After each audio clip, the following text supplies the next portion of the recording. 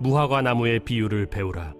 그 가지가 연하여지고 잎사귀를 내면 여름이 가까운 줄 아나니 이와 같이 너희가 이런 일이 일어나는 것을 보거든 인자가 가까이 곧 문 앞에 이른 줄 알라. 내가 진실로 너희에게 말하노니 이 세대가 지나가기 전에 이 일이 다 일어나리라. 천지는 없어지겠으나 내 말은 없어지지 아니하리라. 그러나 그 날과 그때는 아무도 모르나니 하늘에 있는 천사들도 아들도 모르고 아버지만 아시느니라. 주의하라. 깨어 있으라. 그때가 언제인지 알지 못함이라. 가령 사람이 집을 떠나 타국으로 갈 때 그 종들에게 고난을 주어 각각 사물을 맡기며 문지기에게 깨어 있으라 명한과 같으니 그러므로 깨어 있으라. 집주인이 언제 올는지 혹 저물 때에 일는지 밤중에 일는지 다굴 때 일는지 새벽 일는지 너희가 알지 못함이라. 그가 호련히 와서 너희가 자는 것을 보지 않도록 하라. 깨어 있으라. 내가 너희에게 하는 이 말은 모든 사람에게 하는 말이니라.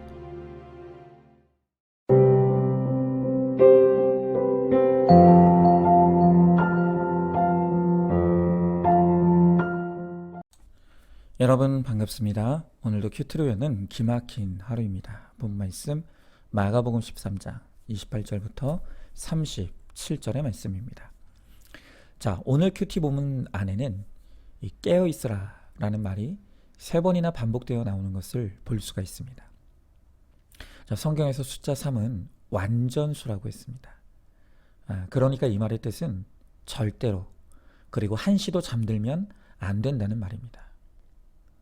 이 깨어 있는다는 것은 믿음의 길에서 절대 벗어나지 말라는 뜻입니다.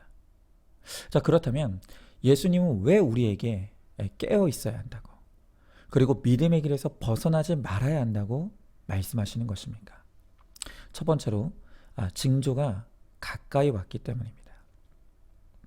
자, 28절부터 29절에서 예수님은 무화과 나무가 연해지고 잎사귀가 나면 여름이 가까워진 것을 알 수 있는 것처럼 이런 일이 일어나면 주님이 가까이 오신 징조라고 합니다. 여러분, 그러면 종말이 가까이 왔다는 것을 알게 해주는 이런 일은 어떤 일입니까? 예수님은 이 마가복음 13장 앞선 절에서 종말의 때 일어날 징조에 대해 설명하시기를 자연재해, 전쟁, 거짓 그리스도와 거짓 선지자의 출현 같은 것들을 말씀하셨습니다. 여러분, 이 모든 것들을 한마디로 표현하면 고난과 환난의 사건이 오면 바로 그것이 예수님이 우리에게 가까이 오시는 징조의 사건이라고 말씀하시는 것입니다. 이 세상의 대부분의 사람들은 고난과 환난의 사건이 오면 그냥 그것은 슬프고 아픈 사건, 내가 죽고 멸망할 사건으로만 안다고 했습니다. 그러나 주님은 우리에게 찾아오는 이 고난이 나에게 구원을 주고 예수님이 찾아오시는 사건이라고 해석해 주시는 것입니다. 여러분, 바로 그런 의미에서 본다면 우리가 지금 겪고 있는 이 코로나의 재앙, 그리고 우크라이나에서 일어나고 있는 참혹한 전쟁의 사건은 그저 불행하고 슬픈 사건만이 아니라 예수님께서 온 인류에게 가까이 찾아오시는 사건이라는 것을 우리는 반드시 깨달아야 합니다. 코로나가 일어나고 지금껏 전 세계 5억 명이 이 바이러스에 감염되었다고 합니다. 그리고 615만 명이 목숨을 잃었습니다. 우리나라만 해도 1430만 명이 확진되었고 이로 인해 목숨을 잃은 사람은 17,662명입니다. 그러나 이 재앙의 끝이 여기가 아닙니다. 더 두려운 것은 이 눈에 보이지도 않는 작은 바이러스를 이길 힘이 우리 인류에게 없다는 것이죠. 그저 우리는 바이러스가 스스로 약해지기를 기다릴 뿐입니다. 물론 코로나로 인해 급하게 만든 백신이라는 이 대안이 없는 것은 아닙니다. 그러나 너무 급하게 만들다 보니까 그 백신으로 인해 얼마나 많은 부작용이 있습니까? 그래서 많은 사람들이 백신에 대해 의구심을 품고 맞기를 두려워하는 분들이 참 많은 것 같습니다. 여러분, 바로 이것이 우리 인류가 자랑하던 과학과 기술의 실체입니다. 우리는 이 사건을 통해서 우리의 교만을 하나님 앞에 철저하게 회개해야 합니다. 주님은 이와 같은 전 지구적인 재앙을 통해 오늘도 우리들에게 외치시는 것입니다. 너희는 이런 환난을 보면서도 이 땅에 아직도 희망이 있다고 생각하느냐? 이 땅은 너희가 소망을 둘 천국이 아니다. 이제라도 세상에 대한 집착과 욕심을 내려놓고 회개하여 내게로 돌아와라. 그러면 내가 너를 구원하여 천국 백성이 되게 할 것이다. 오늘 주님은 우리들에게 이렇게 외치시는 것입니다. 그런데 이 징조를 깨닫지 못하고 여전히 환난을 남의 이야기로만 생각하면서 이 땅에 대해서만 소망을 두고 살아간다면 주님이 오실 때 우리는 결코 심판과 멸망을 피하지 못하게 될 것입니다. 여러분, 이것은 지구적 환난만이 아닙니다. 오늘 우리 인생에 찾아오는 개인적인 고난과 환난도 주님이 나에게 가까이 찾아오시는 구원의 사건이라는 것을 우리는 반드시 알아야 합니다. 또한 내 가족과 지체에게 고난이 왔을 때 이것이 구원을 위해 주님이 방문해 주시는 사건임을 해석해주고 외쳐주어야 합니다. 그럴 때 고난이 변하여 축복이 될 것입니다. 자, 한번 질문해 봅니다. 나의 구원을 위해 주님이 허락하셨던 고난과 환난의 사건은 무엇이었습니까? 이것이 주님이 가까이 오신 사건인 것을 어떻게 알게 되었습니까? 나의 가족과 지체들에게 말씀으로 고난을 해석해주고 있습니까? 자, 두 번째로 정확한 종말의 때는 오직 하나님만 알고 계십니다. 자, 이렇게 징조를 통해 우리는 오늘이 나와 이 세상의 종말이 된다고 해도 하나도 이상할 것이 아니라는 것을 알 수 있습니다. 자, 그러나 오늘 32절에서 예수님은 종말의 정확한 날과 때는 아무도 알 수 없고 심지어 예수님 자신도 모르고 오직 그것은 하나님 아버지만이 아신다라고 하십니다. 자, 그런데 예수님도 알지 못한다는 이 종말의 날과 때를 안다고 주장하는 사람들이 바로 이단이죠. 그들은 언제나 내가 그 비밀을 하나님께로부터 계시받았다고 하면서 사람들을 미혹합니다. 한 목사님께서 과거 1992년 다미 선교회 사건이 있었을 때 그 안에 있던 사람을 만났다고 합니다. 그때 그를 돌이키게 하기 위해서 바로 오늘 본문의 말씀을 보여주었다고 합니다. 그런데 그 말씀을 보여주었더니 이 사람이 하는 말이, 목사님 잘 보세요.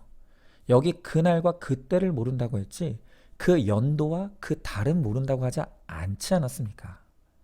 그러니까 우리가 주장하는 1992년 10월까지는 알 수 있습니다. 라고 너무나 황당한 궤변을 늘어놓더라는 것입니다. 여러분, 오늘 말씀은 분명히 그 정확한 시간, 설정에 관한 내용은 비밀이며 누구도 알 수 없다고 되어 있습니다. 심지어 하나님의 아들이신 예수님도 모른다는 것입니다. 자, 그러면 여기서 이제 우리는 의문이 됩니다. 왜 하나님은 그 정확한 마지막 때를 비밀에 붙이셨을까요? 바로 그 이유가 33절부터 37절에 기록되어 있습니다. 자, 좀 길 수 있겠지만 제가 다시 한번 읽어보겠습니다. 잘 들어보시기 바랍니다. 주의하라, 깨어있으라. 그때가 언제인지 알지 못함이라. 가령 사람이 집을 떠나 타국으로 갈 때 그 종들에게 권한을 주어 각각 사물을 맡기며 문지기에게 깨어있으라 명한과 같으니, 그러므로 깨어있으라. 집 주인이 언제 올지, 혹 저물 때에 일는지 밤중 일는지 닭 올 때 일는지 새벽 일는지 너희가 알지 못함이라. 그가 호련히 와서 너희가 자는 것을 보지 않도록 하라. 깨어있으라. 내가 너희에게 하는 이 말은 모든 사람에게 하는 말이니라 하시니라. 여기서 한 주인이 먼 곳으로 떠나면서 종들에게 집도 맡기고 살림도 맡기고 사업도 다 맡겼습니다. 그러면서 깨어있으라. 내가 반드시 돌아와서 확인할 것이다 라고 했습니다. 주인은 언제 온다고 하는지 정확하게 알려주지 않고 그냥 반드시 돌아올 것만을 약속했습니다. 여러분, 이 주인은 왜 이렇게 했을까요? 그것은 만약 자신이 언제 오는지 알리고 가면 종들은 열심히 하지 않다가 주인이 오기 직전에만 열심히 했을 것입니다. 여러분, 이것은 우리 인간의 죄의 본성입니다. 죄를 받아들인 인간은 이제 죄의 종노릇을 하게 되었습니다. 그래서 우리에게는 다 노예 근성이 있습니다. 스스로 주인이신 하나님의 뜻대로 살아갈 힘을 잃어버리고 조금만 틈이 생기면 영적인 나태함과 게으름에 빠져서 죄에 끌려다니는 것이 우리입니다. 그런 우리의 노예 근성을 아시기에 주님은 그 날을 비밀로 하신 것입니다. 그 날이 오늘일 수도 있다는 심정으로 살아가기 위함입니다. 주님은 내일 오실 수도 있고 오늘 밤에 오실 수도 있습니다. 아니, 1분 뒤에 오실 수도 있습니다. 그렇다면 우리는 매 초, 매분, 매 시간, 매일 영적으로 깨어 준비하고 있어야 하는 것입니다. 여러분, 이것이 바로 종말론적인 삶의 자세인 것입니다. 우리가 종말론적인 삶을 산다는 것은 모든 생활을 버리고 산속에 있는 기도원으로 가라는 것이 아닙니다. 오히려 주님은 오늘도 오실 수 있다는 생각으로 주인이신 주님의 뜻대로 거룩을 쫓고 내게 주어진 구원의 사명을 잘 감당하는 것입니다. 특별히 나에게 주어진 가정과 일터, 그리고 나의 교회의 직분이 나의 사명인 것을 알고 성실하고 최선을 다해 우리의 일상을 살아내므로 믿음의 본을 보이고 그것을 통해 한 영혼이라도 더 복음을 전하고 주님께로 인도하는 것, 바로 그것이 우리가 해야 될 일인 것입니다. 여러분, 오늘 36절에 보니까 주님이 우리에게 오실 때 호련히 오신다고 했습니다. 이 호련히의 뜻은 갑자기, 그리고 뜻밖의 라는 뜻입니다. 그러니까 하나님께서 우리에게 종말의 날에 오실 때 우리가 어떤 모습으로 있을 때 주님이 나를 데려가실지 그걸 모른다는 것입니다. 그래서 누가복음 17장에 보면 종말의 날을 묘사하면서 어떤 사람은 자다가 부름을 받기도 하고 어떤 사람은 밭을 일구다, 또 어떤 사람은 맷돌을 갈다가 부름을 받는다고 합니다. 정말 이 종말의 날은 어느 날 갑자기, 그리고 뜻밖의 때에 임한다는 것입니다. 여러분, 그래서 저는 이 말씀을 묵상하면서 이런 상상을 했습니다. 과연 주님은 나를 어느 때, 내가 어떤 모습으로 있을 때 데려가실까? 주님이 내가 설교 준비하고 있을 때 데려가실까? 열심히 강단에서 설교하다가 데려가실까? 아니면 신방 중에 데려가실까? 이렇게 제가 사명 감당하다가 주님 부름 받는다면 이보다 더 영광스러운 일은 없을 것입니다.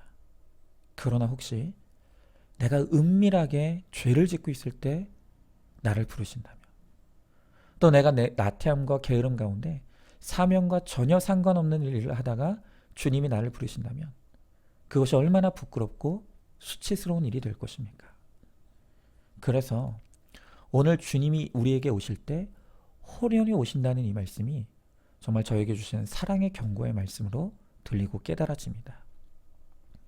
여러분, 오늘 이 세상의 징조를 보며 오늘이 종말의 날이라고 해도 하나도 이상할 것이 없는 세상에 우리는 살고 있습니다.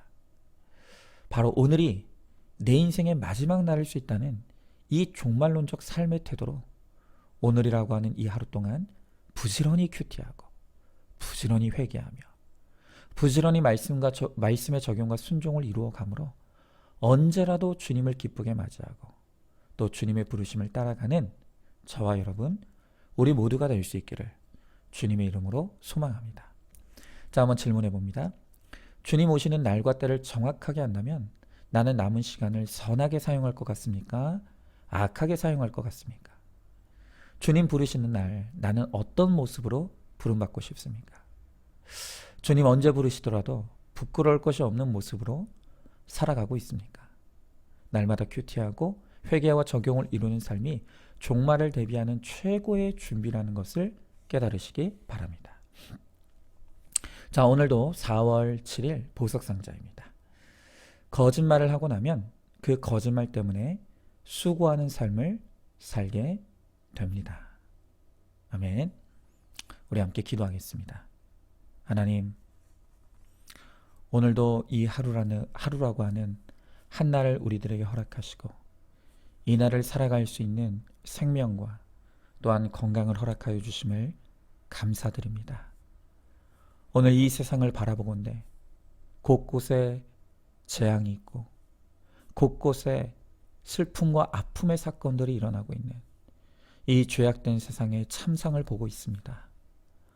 오늘 이 세상을 보고 있노라면 주님이 오늘 이 땅에 찾아오신다 할지라도 하나도 이상할 것이 없는 오늘 우리가 종말의 때를 살고 있음을 깨닫습니다. 주님 언제 오실지, 혹 1분 뒤에 오실지, 오늘 저녁에 오실지, 내일 오실지 우리는 알지 못합니다. 그러나 우리가 두려워하지 않을 것은 하나님께서 우리들에게 믿음을 주셨고 또 이 믿음대로 살 수 있는 말씀을 주셨기에 우리가 말씀대로 믿고 살고 누리는 것이 언제 주님이 오시더라도 그 종말을 맞이할 최고의 준비라는 것을 주님은 우리들에게 가르쳐 주십니다.